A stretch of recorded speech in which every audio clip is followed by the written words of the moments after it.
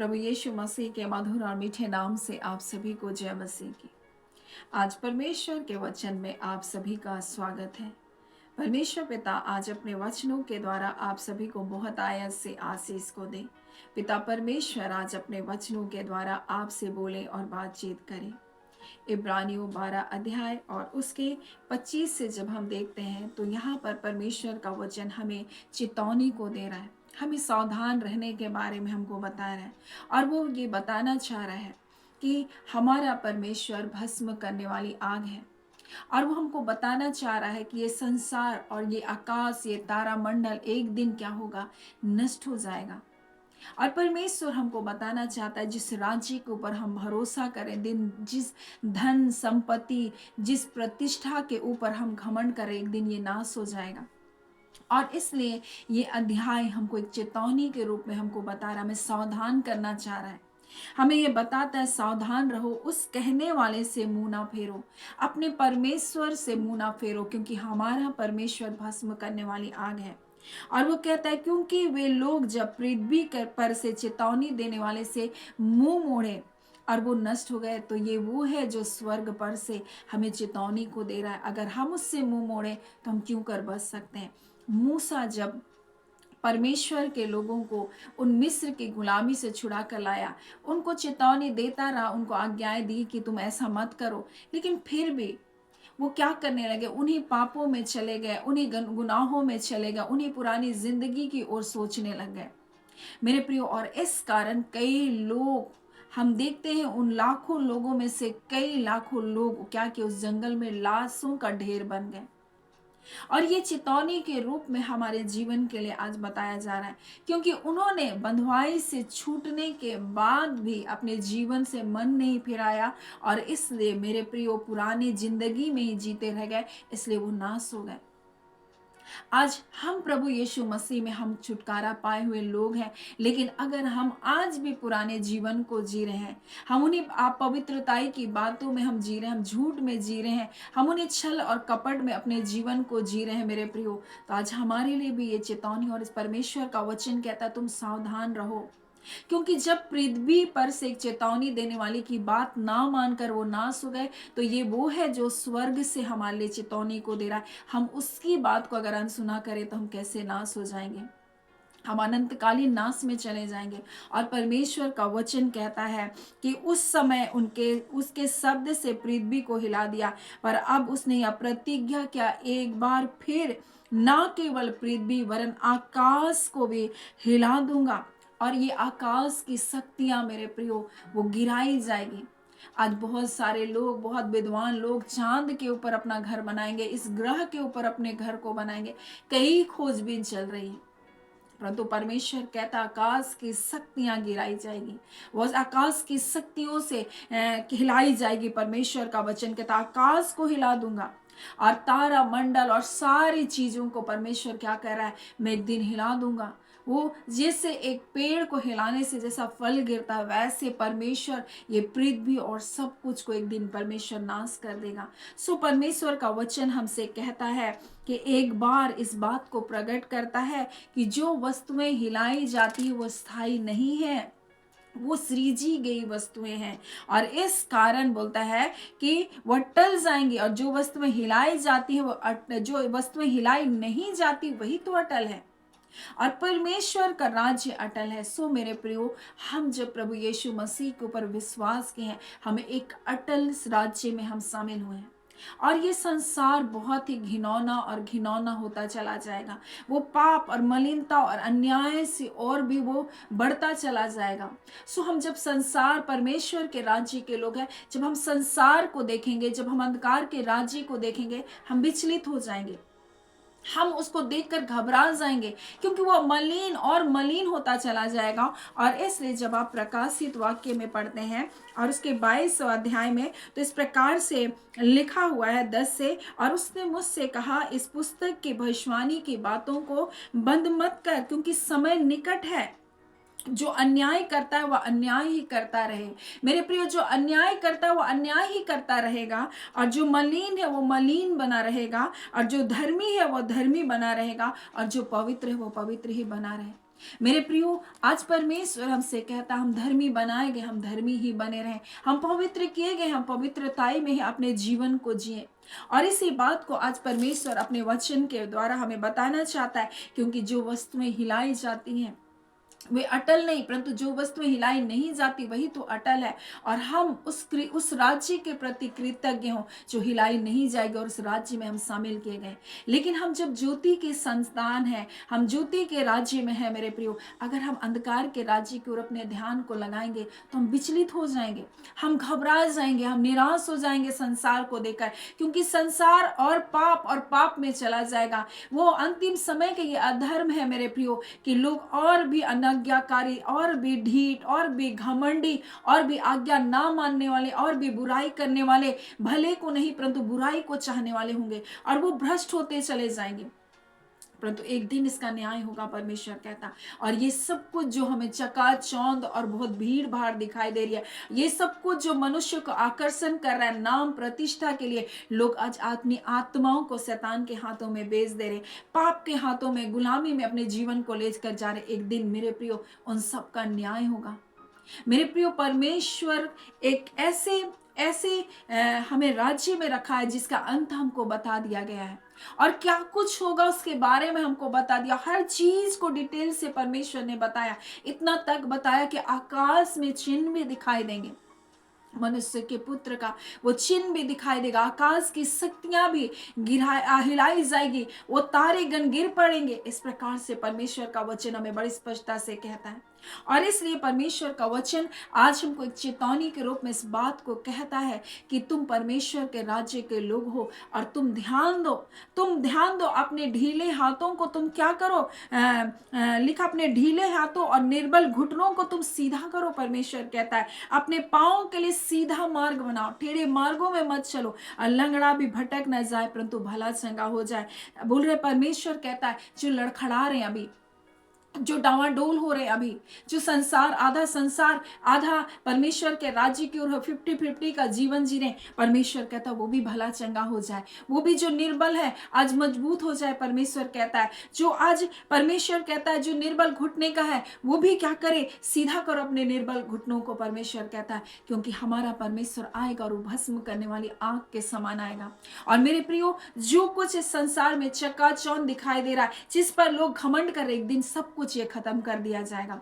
सो मेरे प्रियो, परमेश्वर कहता है हमसे सबसे मेल मिलाप रखो, पवित्रताई के खोजी हो, और जिसके बिना कोई भी परमेश्वर को कभी भी नहीं देख सकता। इसलिए परमेश्वर का वचन प्रकाशित वाक्य में कहता है जो धर्मी है वो धर्मी बना रहे, अंधकार के राज्य को देखकर उसके जैसा बनने का कोशिश ना करें।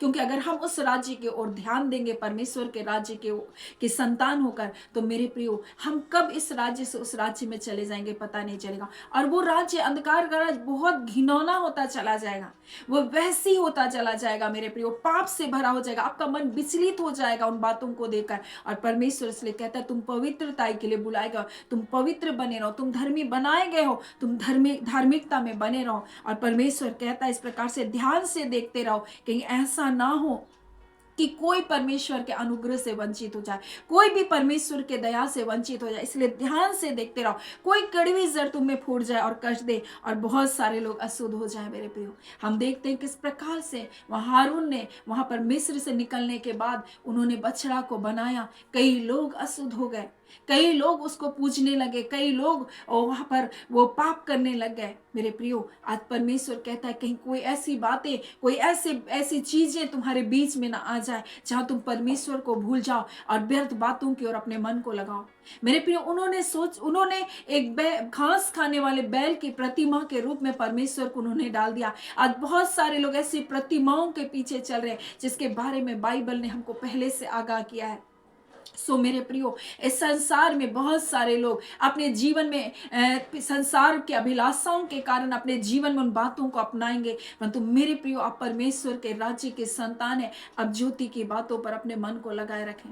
सो आज परमेश्वर पिता अपने वचन के द्वारा हमको बताना चाहता है, परमेश्वर ने हमारे साथ एक वाचा को बांधा है। और परमेश्वर का वचन इस प्रकार से लिखा है गई उसके 2 अध्याय के 5 में, तुम्हारे मिस्र से निकलने के समय जो वाचा मैंने तुमसे बांधी थी उसी वाचा के अनुसार मेरा आत्मा तुम्हारे बीच में बना हुआ है, इसलिए तुम मत डरो। परमेश्वर का वचन कहता है मैंने तुम्हें अपना आत्मा को दिया, इसलिए तुम मत डरो। और ये वाचा में हम बंधे मसीह यीशु की लहू की वाचा में मेरे प्रियो। और यीशु मसीह ने भी कहा मैं तुमको अकेला, मैं तुमको अनाथ नहीं छोड़ूंगा। सो अंधकार जितना भी गहरा हो जाए मेरे प्रियो, आप ज्योति की संतान है और आपके साथ परमेश्वर का आत्मा है और वो आत्मा आपको निर्भय करेगा।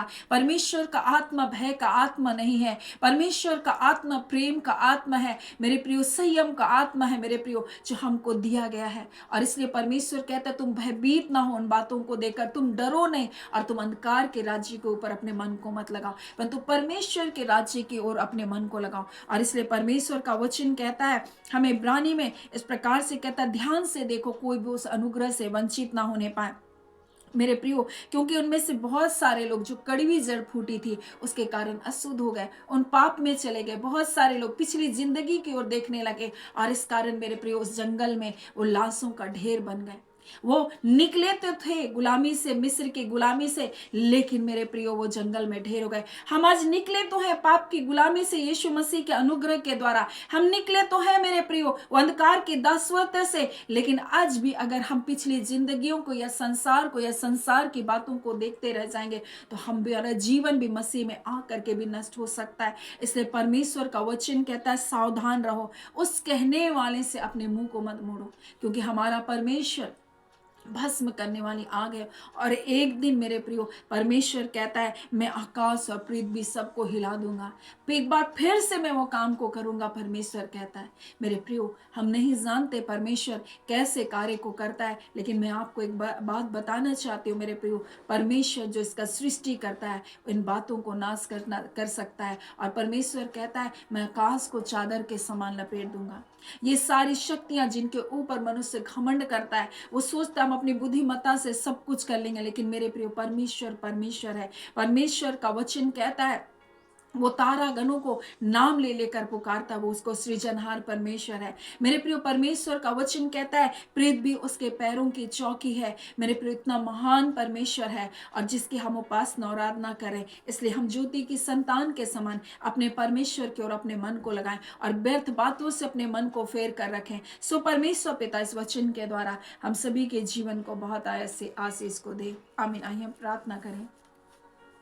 धन्यवाद देते जीवते सच्चे सामर्थी पिता परमेश्वर, प्रभु यीशु के नाम से अब हम आपके पास आते और निश्चय करके प्रभु हाँ पिता कुछ ऐसी घटनाओं को परमेश्वर प्रभु जो आप पिता परमेश्वर आने वाले दिनों में परमेश्वर जो करने जा रहे पिता, इस कारण आप अपने लोगों को बताना चाहते हैं कि मेरा आत्मा तुम्हारे बीच में है, तुम्हारे बीच में उस वाचा के कारण प्रभु मेरा आत्मा तुम्हारे बीच में, इसलिए तुम भयभीत ना हो। संसार में बहुत सारी ऐसी बातें होंगी, आकाश की शक्तियां हिलाई जाएगी, कुछ ऐसे चिन्हों को भी परमेश्वर लोग देखेंगे, परंतु प्रभु आप अपने लोगों से कहते प्रभु तुम घबरा मत जाना, क्योंकि प्रभु आप अपने बच्चों को अपनी सुरक्षा में रखे हैं पिता।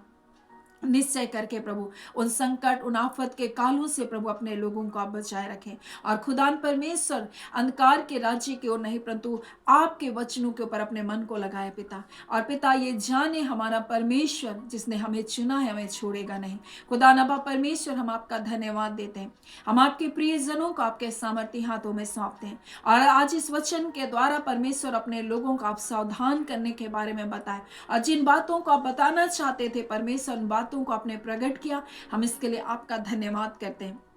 सो पिता परमेश्वर जब हम मसीह यीशु में धर्मी बनाए गए, हम उस धार्मिकता में उस पवित्रता में अपने जीवन को लेकर चले, ना कि संसार की बातों को देखकर उन बातों की ओर जाने पाए। अब आप परमेश्वर एक के विश्वास की रखवाली कीजिए और आपके आगमन के लिए परमेश्वर आप प्रभु जी एक को तैयार कीजिए। हर प्रकार की अशुद्धता पवित्रता संसार के भ्रम छल, हर प्रकार की झूठी शिक्षा मनगढ़ंत बातों को, हर प्रकार के भ्रम की युक्तियों से प्रभु मसीह विरोधी आत्माओं से प्रभु अपने लोगों की आप हिफाजत करें और परख की आत्मा को दीजिए परमेश्वर पिता, ताकि परमेश्वर प्रभु आपके निकटता में बने रहे और आपके अनुग्रह से वो वंचित ना होने पाए।